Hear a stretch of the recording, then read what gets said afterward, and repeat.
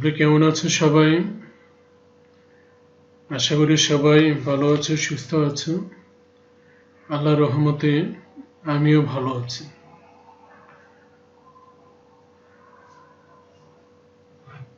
কাপাসকুলা city corporation online স্কুলে তোমাদের সবাইকে স্বাগত। আজকে আমি এসেছি দশম শ্রেণীর শিক্ষার্থীদের আইসিটি বিষয়টা নিয়ে। দশম শ্রেণীর শিক্ষার্থীরা তোমরা তোমাদের আইসিটি বইটি এবং খাতা কলম নিয়ে বসে পড়ো। সহকারী শিক্ষক আইসিটি, কাপাসগোলা সিটি কর্পোরেশন বালিকা উচ্চ বিদ্যালয়, চকবাজার, চট্টগ্রাম। শিক্ষার্থীরা তোমরা স্লাইডটি দেখো। এখানে কিছু ছবি তোমরা দেখতে পাচ্ছ। প্রতিটা ছবির দুটি করে অংশ আছে। এটা প্রথম ছবি, এটা দ্বিতীয় ছবি। প্রথম ছবি থেকে দ্বিতীয় ছবির মধ্যে অনেক পার্থক্য আছে, গুণগত পার্থক্য আছে। প্রত্যেকটার মধ্যে আমরা দেখতেছি দুইটি করে ছবি আছে, একই ছবি দুটি করে আছে। প্রথমটার কালার দ্বিতীয়টার কালার অনেক পরিবর্তন আছে। প্রথমটার স্কিন দ্বিতীয়টার স্কিন অনেক পরিবর্তন আছে। এই প্রথম ছবিটার ফেস অনেক স্পট আছে, দ্বিতীয়টি নেই। এখানে প্রথমটা দেখতেছি সাদা কালো, দ্বিতীয়টা কালার। এখানে আমরা দেখলাম একটা ছবি যেটা ড্যামেজ হয়ে গিয়েছে, সে ড্যামেজ ছবিটাকে আবার রিস্টোর করা গেছে বা ঠিক করা গেছে। এখানে একটা ছবি, এখানে তার গায়ের রং সম্পূর্ণ চেঞ্জ করে ফেলা হয়েছে। তাহলে প্রত্যেকটাই আমরা দেখলাম যে একটি ইমেজ বা একটা ছবিকে আকর্ষণীয় করে ফুটিয়ে তোলা হয়েছে, পরিবর্তন করা হয়েছে। তাহলে এই যে পরিবর্তনের কাজটি করা হয়েছে, তাহলে নিশ্চয় কোনো একটা সফটওয়্যার দিয়ে করা হয়েছে। এবং দেখো এখানে ব্যাকগ্রাউন্ডে আমরা একটা নাটকের পোস্টার দেখতে পাচ্ছি। তাহলে সবগুলি কাজ করা হয়েছে। এবং যে প্রোগ্রামটা দিয়ে করা হয়েছে আজকে আমরা সেই প্রোগ্রামটি শিখব। শিক্ষার্থীরা, তোমাদের আজকের পাঠ হলো পঞ্চম অধ্যায় মাল্টিমিডিয়া গ্রাফিক্স, ফটোশপ প্রোগ্রাম, পৃষ্ঠা ৭৮, ৭৯, ৮০। এই তিনটা পেজ আজকে আমরা আলোচনা করব।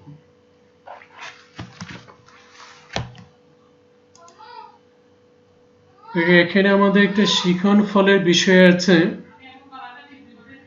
শিখন ফল, এই পাঠ শেষে আমরা কি শিখতে পারবো? এই পাঠ শেষে আমরা কি শিখতে পারবো?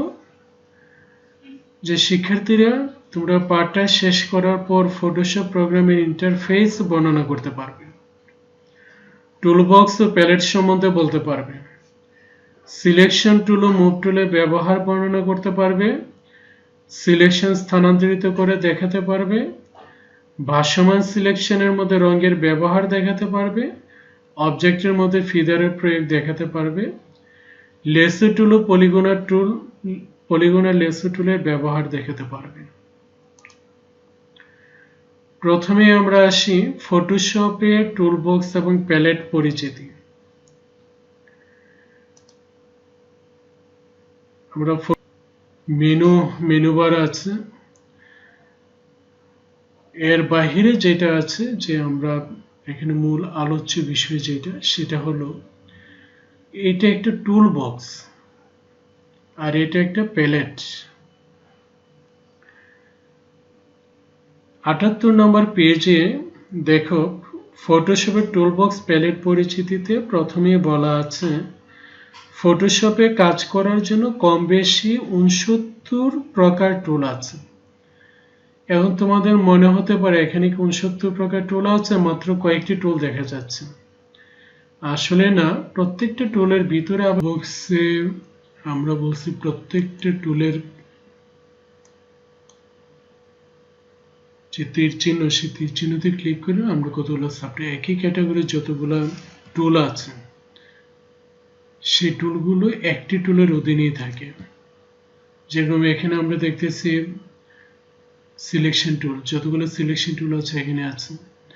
এখানে আমরা দেখছি লেসো টুল, যতগুলো লেসো টুল আছে সব এখানে আছে। এভাবে প্রত্যেকটা টুলের সাথেই আমাদের একই ক্যাটাগরির টুলগুলো থেকে যাবে।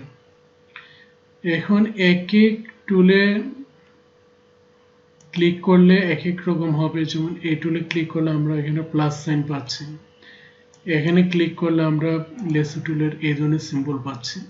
তাহলে এক একটা টুলের অধীনে আমরা সিম্বলটা এক এক রকম পাচ্ছি। শিক্ষার্থীরা দেখো, সিলেকশন টুল ও মুভ টুল পরিচিতি। তাহলে আমাদের ৭৯ পেজে প্যারাতে আছে, একেবারে টুল বক্সের উপরের দিকে দেখো 3টে সিলেকশন টুল আছে। এটা একটা সিলেকশন টুল, এটা একটা সিলেকশন টুল, এটা একটা সিলেকশন টুল।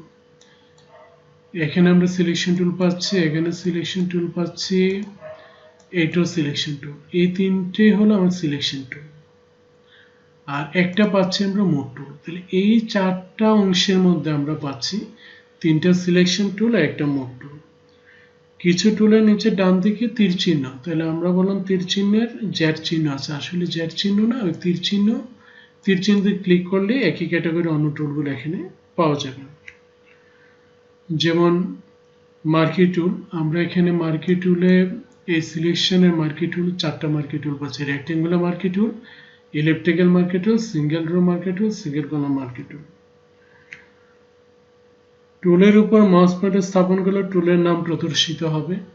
দেখো, আমরা যদি টুলের উপর মাউস পয়েন্টার রাখি তাহলে এটা মুভ টুল লিখে দেখাচ্ছে, এটা আইড্রপার টুল দেখাচ্ছে, এটা ব্রাশ টুল দেখাচ্ছে, এটা লেসো টুল দেখাচ্ছে। এই অবস্থায় মাউস পয়েন্টার পর্দার ভিতরে নিয়ে এলে সিলেক্টেড টুলের নিজস্ব আকৃতি, যেমন এটা প্লাস আকৃতি, এখানে প্লাস আকৃতি আসবে। এটাতে ক্লিক করলে এটা লেসো টুলে লেসো আকৃতি আসবে।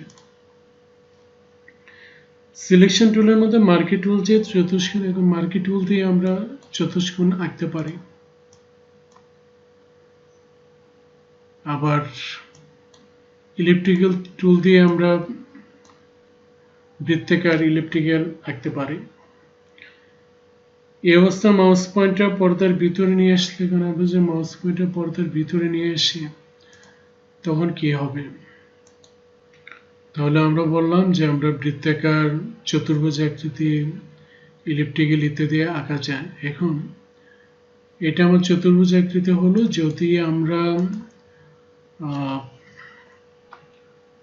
বর্গাকার চাই, অর্থাৎ চারিদিকে প্রপোর্শন সমান চাই, শিফট কি চেপে ধরে আমরা ড্র্যাগ করতে থাকবো, তখন আমরা চারদিকে প্রপোর্শন বা অনুপাত সমান পাবো।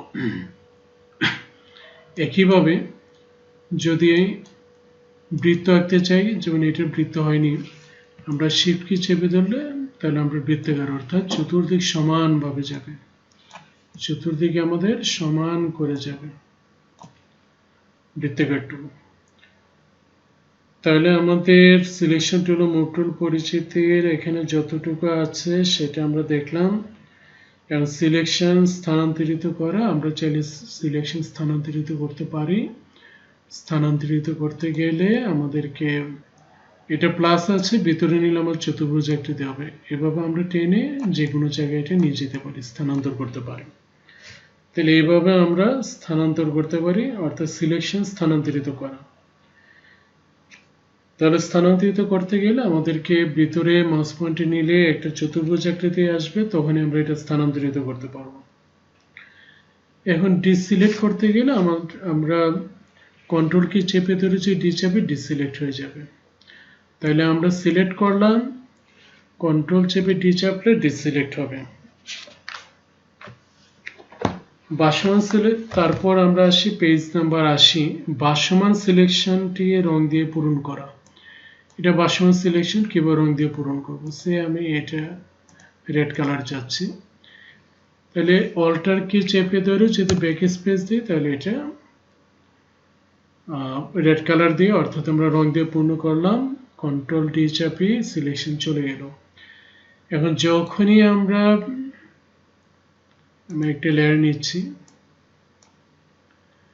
কালার অ্যাপ্লাই করার পূর্বে এখানে যখন দিব এখানে আমরা দেখি যে ফেদারের একটা বিষয় আছে 0.5 ছিল আমি যদি এই ফেদার এটা 15 করে দিই তাহলে ফেদারটা কি আমরা ফেদারের বিষয়টা দেখব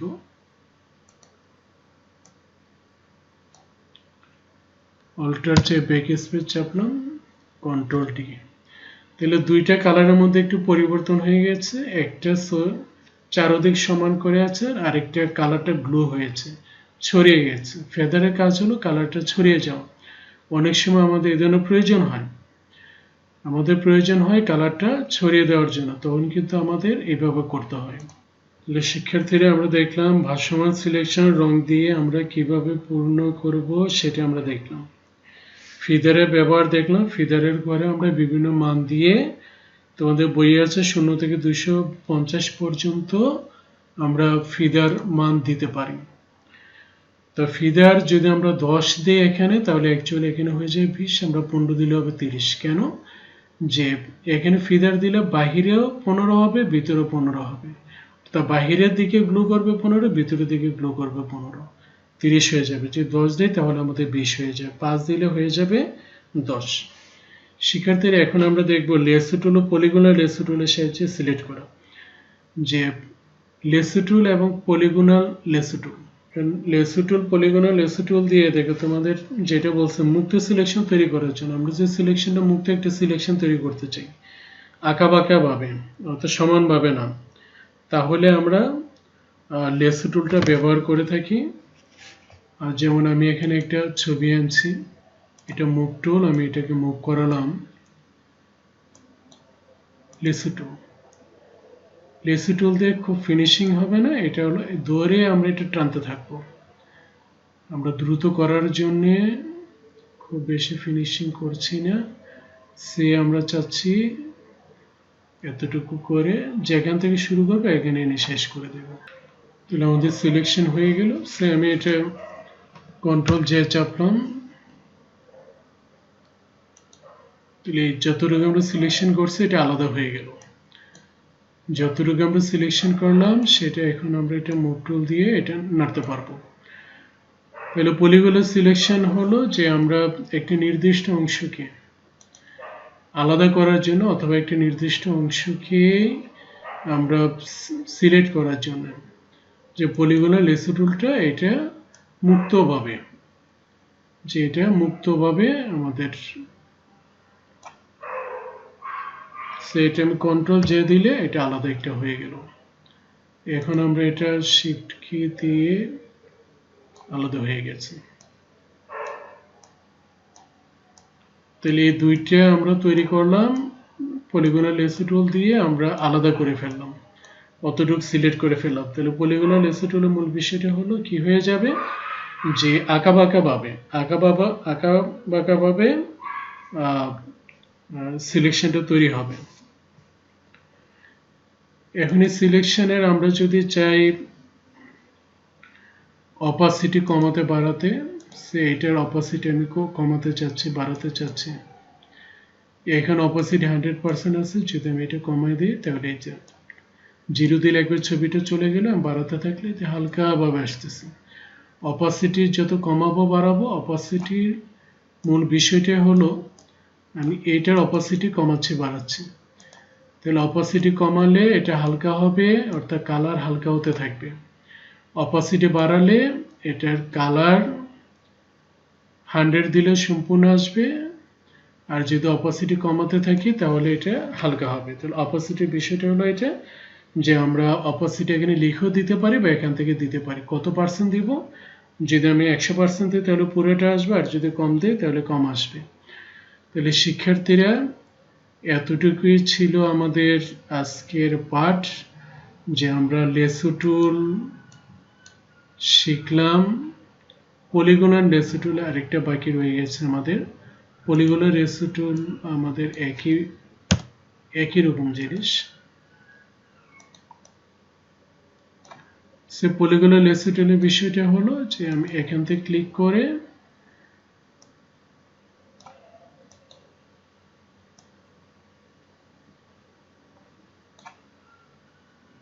জাস্ট ক্লিক করতে থাকবো সেটা আমাদের মুক্ত ছিল, এটা আমাদের এরকম হবে, পার্থক্যটা এতটুকু।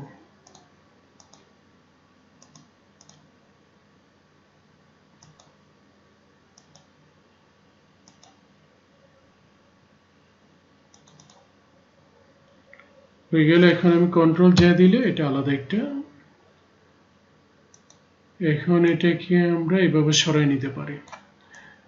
তাহলে এইভাবে আমরা ব্যাকগ্রাউন্ড রিমুভ করা বা সিলেক্ট করে এক জায়গা থেকে আরেক জায়গায় নিয়ে যাওয়া, এই কাজগুলো আমরা অর্থাৎ সিলেকশনের কাজগুলো করে থাকি লেসো টুল দিয়ে।